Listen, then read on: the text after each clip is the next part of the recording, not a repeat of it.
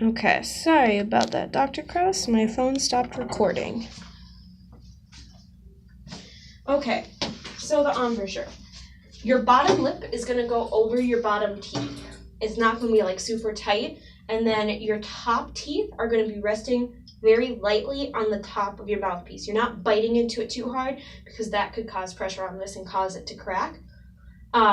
So the best way to think about it is when you're putting it in, you're almost keeping your lips relaxed and then pushing it in. Oh. So notice how when I put it in, it goes back. Mm-hmm. So that's how you want to do it. Or that's a better way to think of it. So I want you to try just forming that embouchure.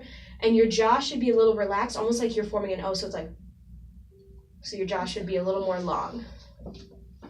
Yep, so just lightly rest it on your lip first and then push in.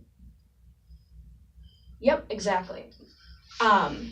Your lip placement too far up is going to cause you to squeak a lot. Too far down, same thing, or you won't get any noise. The ideal place is going to be right in the center, but for everyone it's going to be different. So it'll just take time to find that sweet spot of where the best sound you get is. So, and the best way to think about your embouchure, it's like a drawstring bag. And like I said, just keep your jaw relaxed and more of an oh instead of a ooh. You have a little more of a relaxed embouchure compared to like clarinet. So what I'm going to have you do now is I'm going to have you just blow air into it.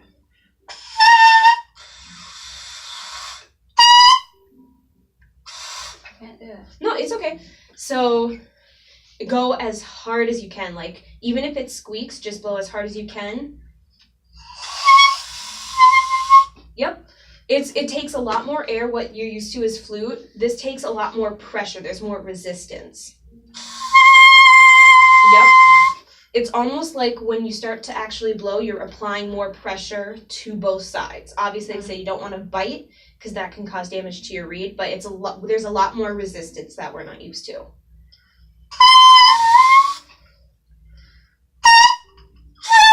There you go.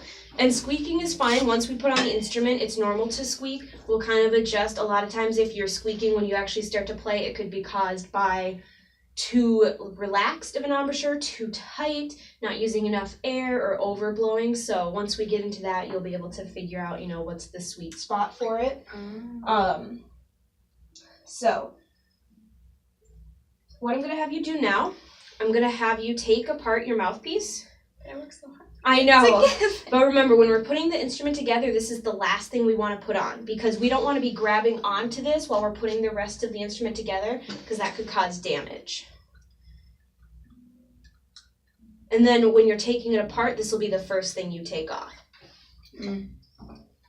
So, what I want you to do you have a neck strap in here?